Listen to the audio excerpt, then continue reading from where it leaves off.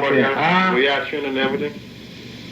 Okay, now everybody is responding positively to the changes. Okay. Because we know that it is only Gambians who can develop their country. Attitudes have changed. In those days, offices where you go and find nobody there are always full by 8 o'clock. Everybody goes to work by their own time. Everybody is at his work at any given time because you can always go around on spot checks. And the bureaucracy has been cut down. Now Gambians know that if they need any government document, like passport, they need not bribe anybody because you know that people have been spending up to $10,000 to get a passport. Now that you pay already $100, that is stipulated in the law. And that within a week you can get your passport and pay the normal price. You don't have to spend all your days in the passport office. And that passport, distribution of passport, issuing of passport has been decentralized. People in the provinces who needed passport and didn't know anybody in Banjul need not come to Banjul and hang around people's premises. They can get their passport from their divisional headquarters. And rice is another issue. If you can call any Gambian today, he will tell you that the type of trash the Lebanese would buy and give it to the Gambians, causing a lot of abdominal problems, has been resolved. A bag of rice went up to $185 in the provinces where people are poor. Now we've got rice, 23% high grade, European standard. The 22 kilo bag that Gambians used to buy very bad rice for $185. They can now get 23% broken long grain Indian rice. $149 is maximum price. And people are responding positively. The youth are willing to go back to the land to boost the agricultural production. This year we had a bumper harvest because the rains were good. So the majority of Gambians in the provinces who live in the rice producing areas would not need much rice, as many bags of rice as they would have needed before. And another thing is here. The cooperative union, how come people like Modudiba again squandered $12 million and had the audacity and the guts to stand in public and say nothing will come out of, because if they touch him, he would release those who are involved. And so they were dilly-dallying with him. But when we came to power, the commission was strengthened. They investigated. They realized that with Modu guy, Babkar guy, Pasinyan, squandered the equivalent of $36 million belonging to the farmers, and they are to pay. And the farmers who were given money in the form of loans, which is why in the first place the cooperative union was formed to give assistance to farmers so that they can produce. Because of the drought, they could not produce anything. They were forced to pay loans. And these loans, how did they pay? The cooperative, Jawara sent the police and officials from the cooperative union to seize livestock where you have no livestock. They will sell your farming implements, and if that does not cover the amount of loan you have taken, they will uproot the corrugated iron seeds, and then they are going to sell them. And where do the iron seeds end? In orchards belonging to government ministers. All the government ministers have orchards. They have boreholes. How did they get those boreholes? To get a borehole, a complete borehole constructed, you pay about $500,000. But this borehole, what happened? The Saudi government under the SSP, which is the Southeast Sahelian project, embark on constructing boreholes for the villagers, for villages in the Sahel. And Gambia benefited tremendously. So, if the whole package is about 50 boreholes for the country, the ministers who have orchards will take their, maybe each one will have one borehole in his orchard, and the rest, instead of distributing it equally among Gambians, the rest of the boreholes will be dug and constructed in areas where they feel that they have a lot of their party militants. Power tillers for agricultural production were given to the Gambia by the Chinese government to boost the production and the productivity at the Pasha. These power tillers were given to farmers who are party militants. Those who are deemed to be members of the opposition were denied access. They cannot use those power tillers. The milling machines, which were donated by both the Norwegian government for the rural women, were given to PPPI companies in the provinces. They installed these machines and pocket the proceeds. What type of government are we talking about? Because even these things were not even bought by the Gambia government. Why would Jawara use that as a means of getting political votes? So, the bottom line is, Gambians today are poorer than on the 18th of February 1965 when they are got their independence. How? There's no country in the world that will be independent for 30 years and do not even have a TV station, and Gambia is one. Why? Which is a big... Even Guinea-Bissau.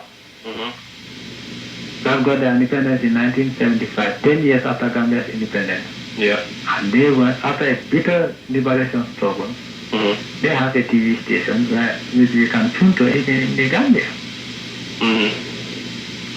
What type of democracy are we talking about? And that's Gambia. The only institute of higher education that we can boast about is a teachers training college, which was here even during the time of the British. What type of democracy are we talking about? Mr. President. Yes. Nangalef Manla Vincent. Vincent. Congratulations. Manda will just book a brief on, meeting being on, just to take you back a little bit.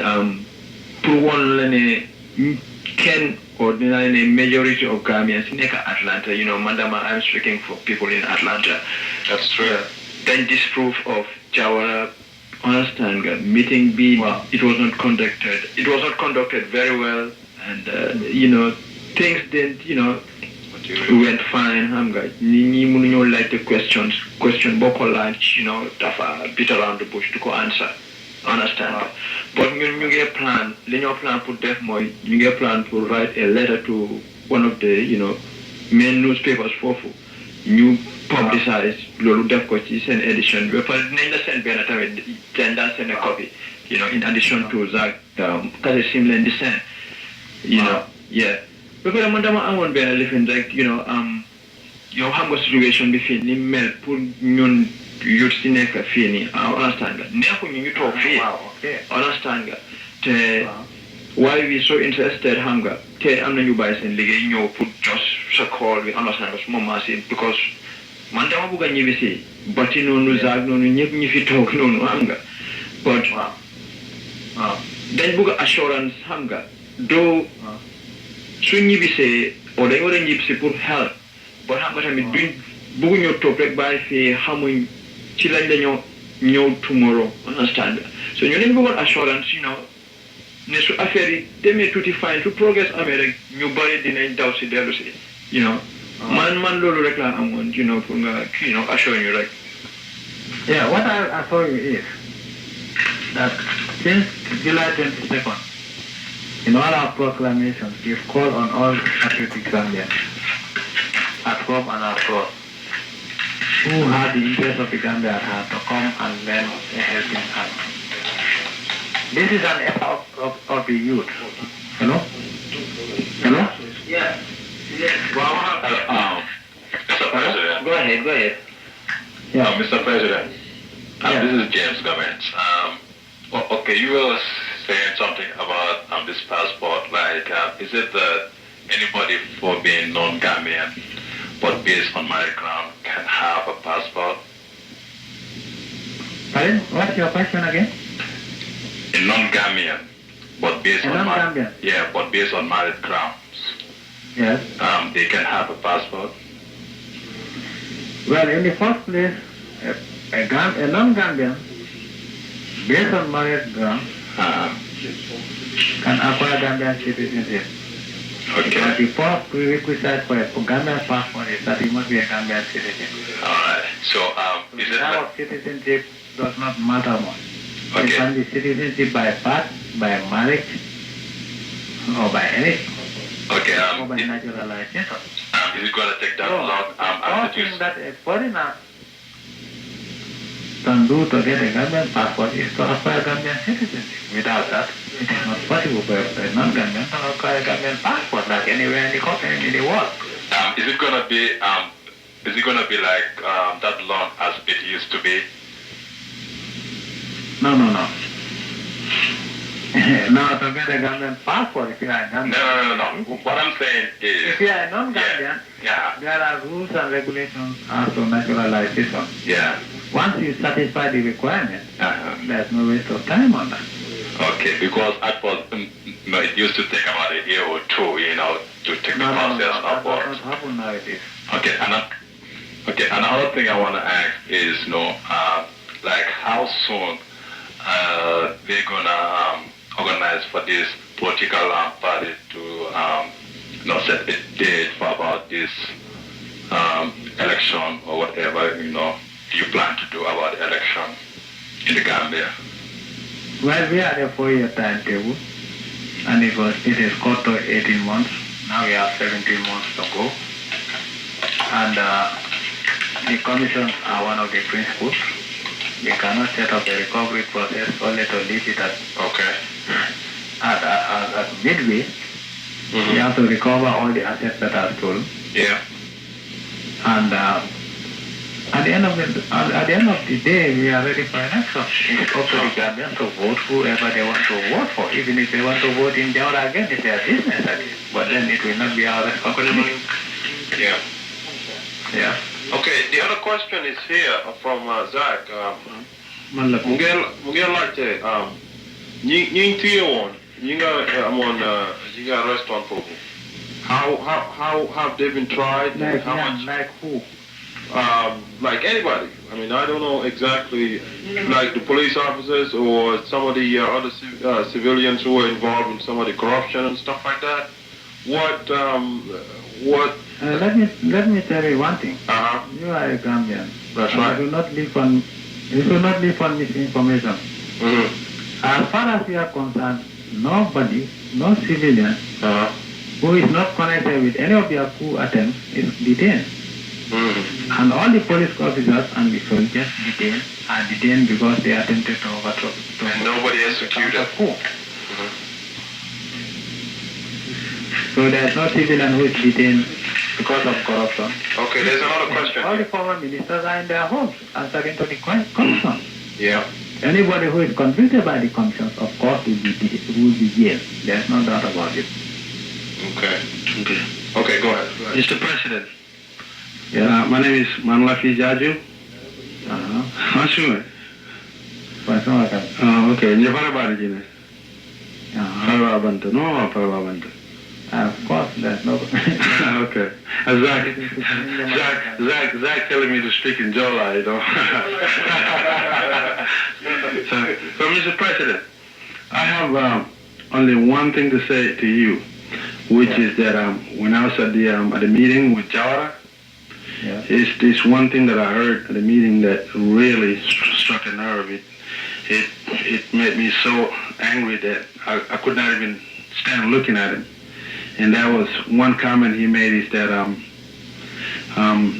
there's no qualified Gambian that can take over that country, even his ministers that cannot take over that country and rule that country. And then he went on to say that in America at any given only like 4 or 5 questions, that's it.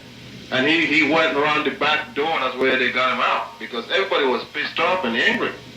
I mean, for some reason, I was ready for him. I got my hands both up. He could not take my questions because I know he can't answer it. Okay, let me tell you one thing. You made the mistake of giving Jawara a platform to talk to you. Jawara, let him go to the Gambia. If he says that he's the only guy who is fit to rule the country. If Jawara lost his country, why would he ask for international military assistance to come and invade the Gambia to bring him back to power? After evacuating all his children, all his close relatives, so he wants to kill all Gambians just for him to come and be... What he's trying to say is, he said the people are the one who want him back. And he doesn't understand that the majority of the people right now don't want him back. And we will also send you... That's the message. Listen. We will send you cassette video tapes of our talk, of our meetings. Do that. And especially at Makati Square, at the Independence Stadium. That would be great. The Americans were there, the Swedes were there, the British ambassador to the Gambia was there, everybody, including the American ambassador. So the people still want him back. Yeah, we want the change. That's the bottom line. Anyway, that is what I can tell you people. Okay, so we will be expecting the videotape for the independence and a lot of other documents, if possible, so that we can use those evidence to... okay, what I advise you to do is we are sending a delegation to the U.S. Right. And I will give them your telephone number. Right. So that they contact you, because they will be coming with all the evidence of corruption that will be great. In 13 years, and the videotapes of our meetings. And then you can get them from them also. Nobody can produce the evidence. I think a lot of the evidence, some of the evidence was stolen, and you guys got some of it anyways. So... let me tell you one thing. Let me tell you one thing. We have all the evidence, even relating to Jawara's private life, extramarital sex. Wow. Jawara will not talk to us until you have no evidence. Why is he running away? Who sent him into exile? That's right. If he believes that Gambians still love him, we have assured him that even the American government, and we can give assurance to the American government that he can come. We can even provide security for him. That's right. But he has to stand trial before the commission and declare his assets and tell the nation what happened to the money for the past 30 years. I think that's the Americans are aware that we wanted him back. If he believes himself to be innocent, he just can't defend himself as a Gambian. He owes 30 years of answers. That's simple. Okay, one thing you ask yourself is, if Gambia was okay, why are people doing that in America? That's right. That's right. In fact, this question we wanted to post it yesterday, but there was no way we can, bring up all these things. Actually, I just want to let you know that he was in Atlanta here, in America in general, but we don't know exactly his mission. But we know that he came to Atlanta to see Jimmy Carter for assistance. Well, Jimmy Carter, so he's going around. He's going around campaigning, so that's all what we know, and we know that the campaign he's trying to he's doing is trying to make some something harm to your government right now, so that it's going to be difficult for the Gambian people, etc., in order for him to come back. So we want to take a step whereby we too, in Atlanta here and maybe all over the states, to take step and campaign also in order to stop his steps he's trying to work on. Because let me tell you one thing. Who is sponsoring Jawara's trip? We heard we heard that the president from Gabon or somebody like that. Okay, Omar Bongo. That's right. Yeah, he's How helping him out. democratic is he? When did they last have general elections in Gabon? That's right, in Gabon, yeah. That's what we How many heard. presidents did they have since independence in Gabon? Mm-hmm. And Gabon is a country that is sending all West Africans out of the country because of economic crisis. It's all their wealth. Where's the money? Yeah. So, of course, parts of the state have flocked together. And this is what Yeah. Bongo are doing. We have contacts too with Mr. Nyang and Tombong Sedi and those guys in D.C. We know that they were ready for the president, ex-president, when he came there. He didn't want to see those guys. He stayed there for 2 days, I heard. And what he did was he called up his ex-ambassador to the UN and minister, whatever they were, and they have their own dinner and meeting over there. He didn't want to see any of the Gambians out there because those guys were all ready. Those Dr. Nyang and some of those guys, Morton Jai, and, you know, because he's got, anywhere he goes, he's got questions to answer.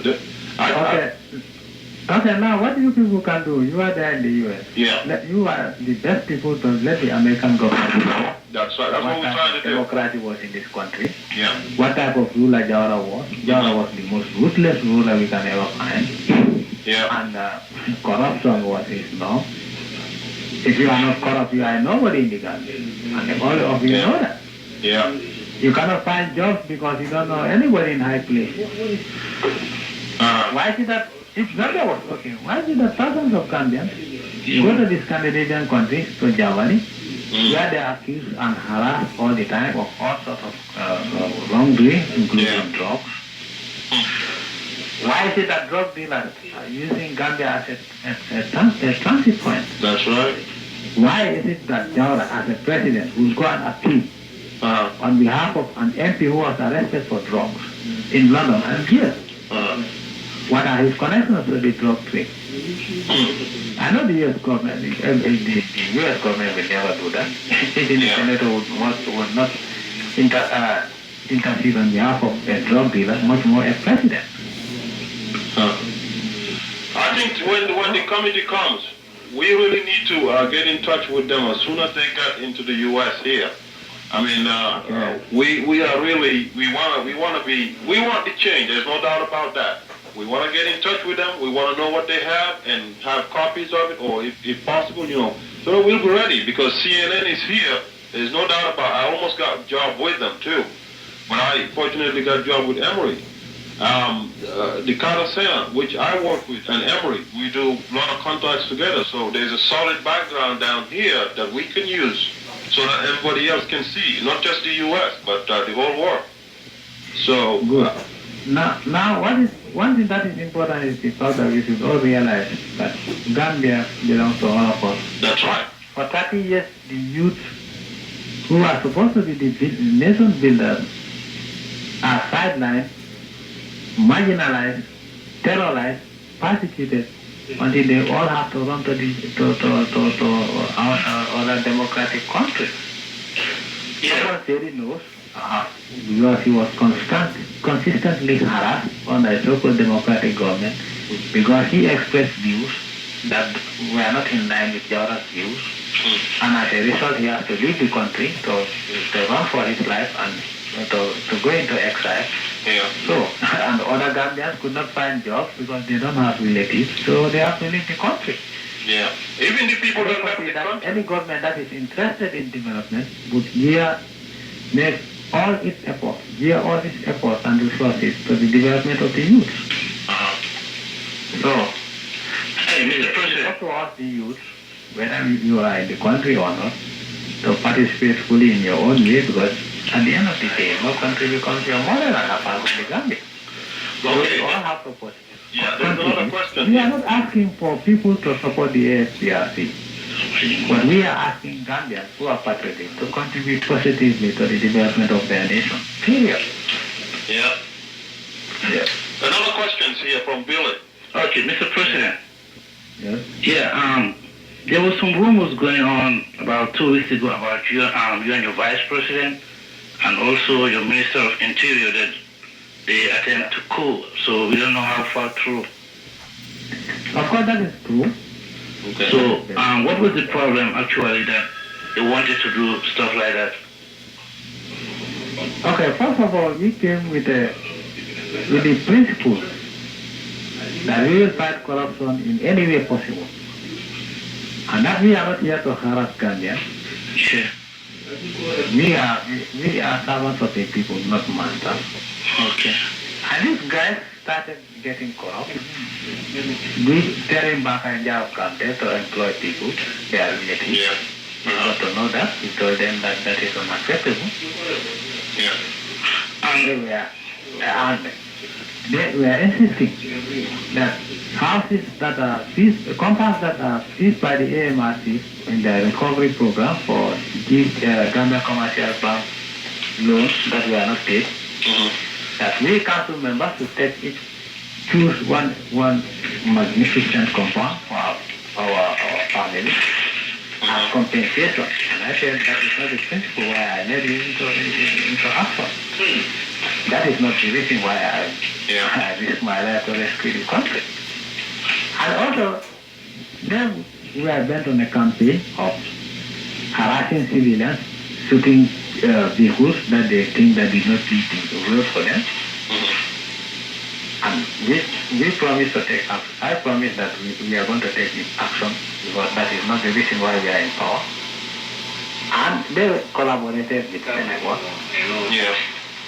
And wanted assistance, military assistance for them to overthrow my government and sign a federation with Senegal.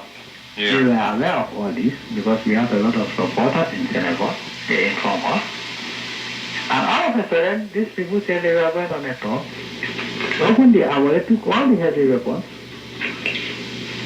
which they would have used to come and infect.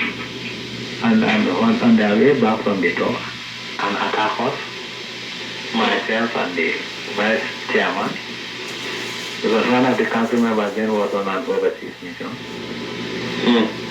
We warned them that if they engage in any act of sabotage or treason, we are going to deal with them the same way that we dealt with the November 11th counter. But the mafia, now our evidence has shown that the mafia paid them money to make a counter coup of the commission, and they are free. They will support him and negotiate with Senegal, form a federation, a good federation as they say. So they know that they have not suffered from the soldiers. They used some police officers who were cowards. So they knew that it was not possible. We have already known their plan. And on the 27th, on Friday, they just bumped into my office with guns and said they were going to shoot me down. I neutralized them and called in the security, tied them up, and they are under arrest. So the investigations are going on to know the extent of those who are involved. Okay. And they'll be put on trial very soon.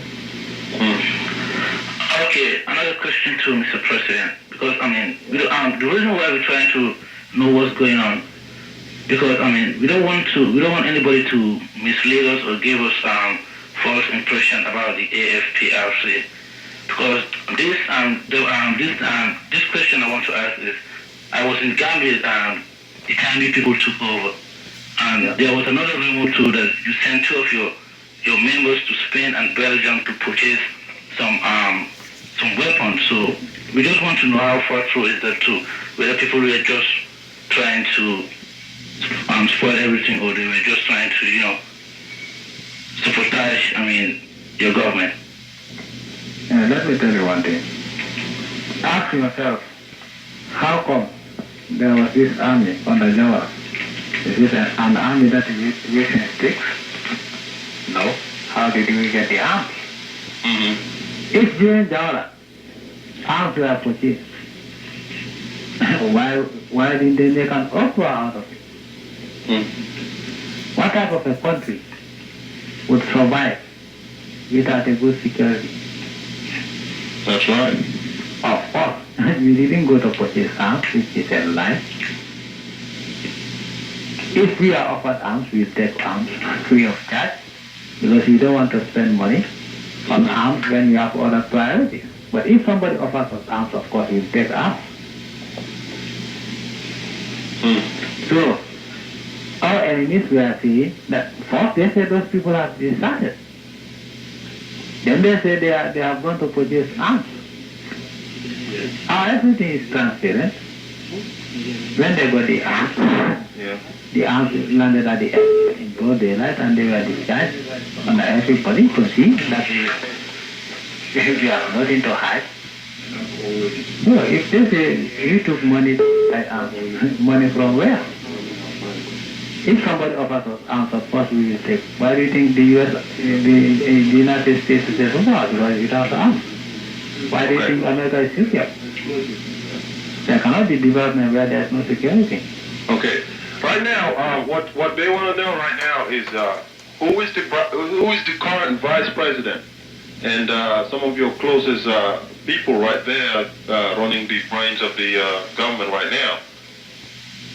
Well, we have a cabinet of 10 civilian ministers, technocrats.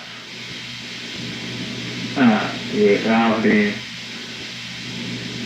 council members. We have Captain Edward Singer, they are the vice chairman and minister of defense. And we have Captain Yankuba Ture as the minister of local government. Captain Lamin Bajo as minister of interior. And that's it. Okay. So anything else you want us to know? And well, what we want you to know is that as far as the AFPRC is concerned, we are not looking for support. We are here for the interest of the Gambia. We are not asking anybody to support us. But what we want Gambians to do is think positively, have the interest of the nation at heart, and that let them know that wherever they are, the Gambia is a country they will never forget because they were born in and raised in the Gambia. And that no matter what happens, we still have our relatives, our uncles, our grandfathers in the Gambia. So it is our collective interest to build a Gambia that all of us would be proud of in our own way. So any positive contribution towards Gambia's development is every patriotic Gambian's duty to do. You tell the people here, don't support us if you think that we are not doing right. And you will see on our meeting, our talk, we tell Gambians that let them not support us if they think that we are not doing right, because we are not here to subjugate anybody. And that is the principle we are adhering to. If we are not doing right for the country, don't support us. If we do wrong, tell us that we are doing wrong. But we don't want people to say things that are not true about the AFPRC.